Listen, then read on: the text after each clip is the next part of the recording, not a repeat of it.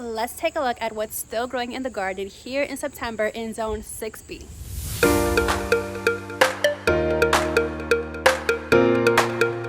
Welcome back, friends. If you're new here, my name is Michelle. I am a homeschooling mama to 4 kiddos ages 13 all the way down to 10 months.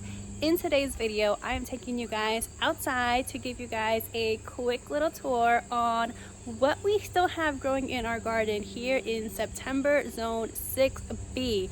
I'm going to show you guys what worked, what didn't, what we're keeping, what we're changing. So let's go ahead and take this quick little tour.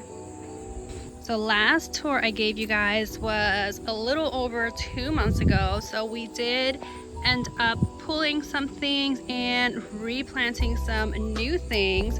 So let me go ahead and show you guys what we pulled first. So in this bed we had some red beans growing on the trellis that got pulled. It actually got filled with these little Mexican beetles, I think they're called, and luckily we were able to save some beans, but most of it ended up just being a complete waste. We're gonna have to figure out what to do next year about that. But we have some cuckoo melons growing on here, and then down here we had beets and carrots.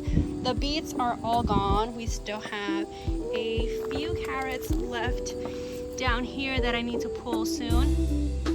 Back here, the seed packet said celery. Turns out that was wrong, and we actually have a ton of parsley growing back there.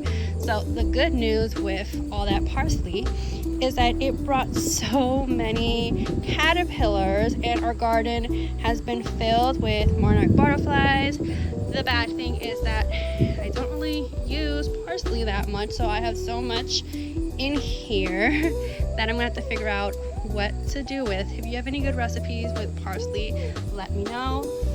Our tomatoes, this one was a volunteer tomato. I didn't plant that one there, but it ended up showing up there and it's doing pretty good. Over on this side, this bed, most of the things we had here got pulled already. What we do have left is our marigolds, which are doing amazing, and as you can see, the bees are loving it. There's also a volunteer ground cherry here that popped up and it's thriving so far.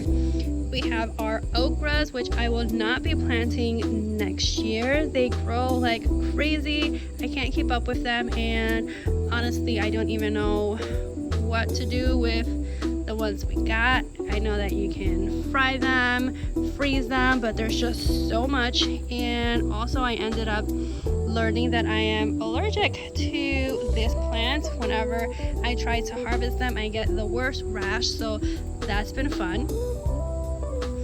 On this one here, we got a ton of oregano. My family came and harvested and took home a whole bunch of the oregano, and we still have so much left. We also have our beefsteak tomatoes, which are doing really good too.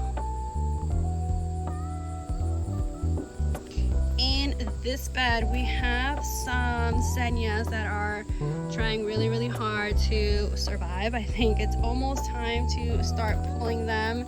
Down here I pulled all of our cold crops. This is the bed where I had some kale, we had bok choy, we had some broccoli in here.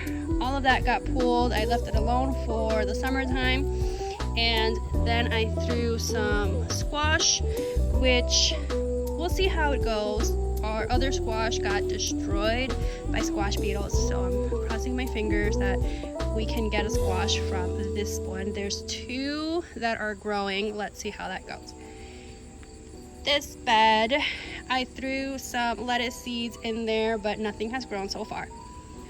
Moving on to this one. This was another bed with a ton of cold crops. We pulled all of those. It also had bok choy. I think I had some spinach in here and kale. All of that got pulled out.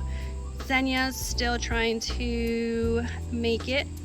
And over here I planted some, I believe it was summer squash, and we actually have 2 of them. We got one here and one back there. Let's go over to the other side. On this bed we have a ton of marigolds that are doing so good. I also didn't know that these grow like bushes, so let me know, do these come back? Do I need to prune it a bit for next year? What do I do with these things? Because I wasn't expecting them to grow as sturdy as they did. They have a very strong trunk. So let me know, what do you do with your marigolds after the season's over? Over here I had more bush beans. They all got destroyed by squash beetles, and I went ahead and put some cucumbers, which I think they're being destroyed by those squash beetles too, because that's not doing good.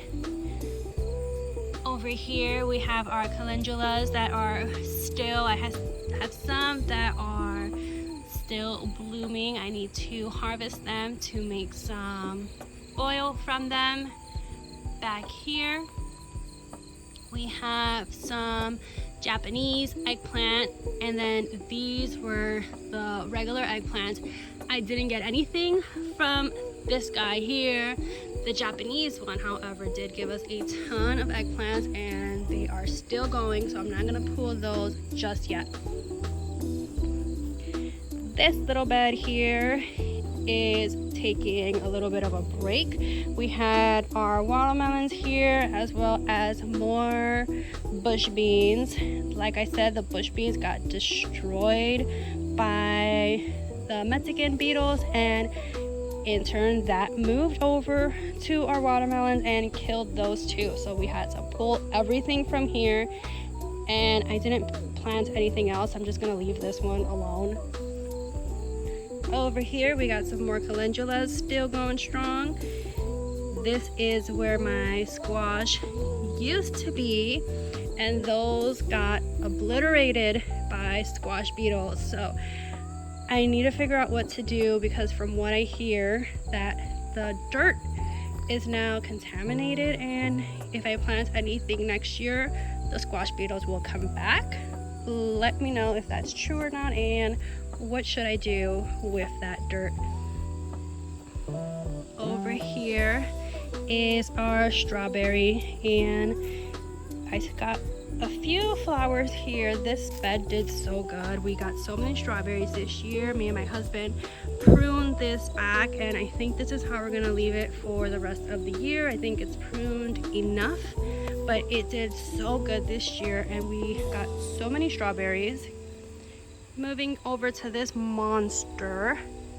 This is our cherry tomatoes. I have pruned this thing so many times, and it continues to just overgrow into this monster. It got so big that we ended up trying to trellis it up here. This is not meant to be for the cherry tomatoes. This is supposed to be for our grapes that never grew, but this kind of was overtaking everything, so we decided we might as well use it, and we sent some of it up there. So all of this is now cherry tomatoes. Over here we have some zinnias. This bed gave me the biggest zinnias for the whole entire time. These were massive.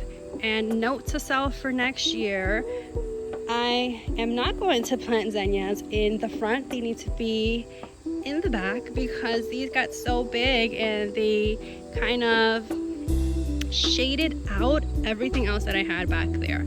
And I also am having a hard time figuring out how to kind of control them. I guess we put these stakes here, and we tried to tie them to keep them up, but they're just so big and heavy that they still ended up tilting and falling back there. So I have to figure out a better way to plant these and figure out how I want them to be next year, because this also happened. We have in this bed what I thought were going to be bell peppers and ended up being a ton of jalapenos. And the good thing is that they did so well here. They exploded. We have so much jalapenos. The bad thing is that they got so big that it shaded out my herb garden here, and a lot of this ended up not growing because it was getting shaded out by the zinnias and by the jalapenos. So I'm gonna have to figure that out too for next year. Another thing that we learned this year is that ground cherries should be in a bed all by themselves. That also kind of overtook everything. It's kind of dying out now, so we're kind of just letting it do its thing. We're probably gonna pull it here soon, but I did not realize just how big ground cherries grow, and they kind of need a place all by themselves. And along with that, I feel like we're gonna have ground cherries just popping out everywhere because the chipmunks have been taking them and kind of spreading them throughout different beds. So that's another thing we're gonna have to figure out. Here we have some more zinnias. The flowers honestly have been my favorite thing in the garden this year, and I already know that I'm gonna be so sad when it's time to pull them all out. But so far I have so many that are still going so strong. Look how beautiful they are. And then this part of the garden is honestly being kept alive by God and God alone, because our hose does not reach all the way back here. So it's been really hard to keep this half of the garden watered, and I'm telling you, it is alive all thanks to the grace of God. He has been watering them and keeping them alive for us. So let's see what it is that we have back here. We have some dwarf sunflowers. Some are still going strong, some are dying off. We have more zinnias over here.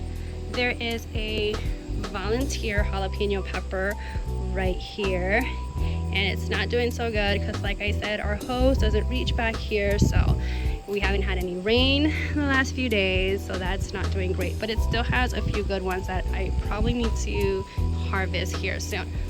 This is another volunteer ground cherry that's here, and another one here, and there was another volunteer ground cherry over there as well. Some more zinnias. This is supposed to be our blueberry, which I'm hoping next year we'll get something out of it. And then these two are volunteer tomatoes along with a volunteer cucumelon.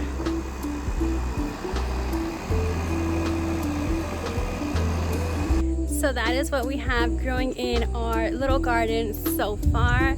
Let me know in the comments, is your garden still thriving? What are you still growing? Are you getting things ready for fall harvest, or are you just gonna let it be, see what happens, or are you just clearing everything out and starting over for next year? Let me know in the comments. If you have not done so already, don't forget to like, comment, and subscribe. I share all things homeschool, motherhood, and occasionally a little garden tour of our backyard. Thanks so much for watching, guys. Till next time. Bye, everyone.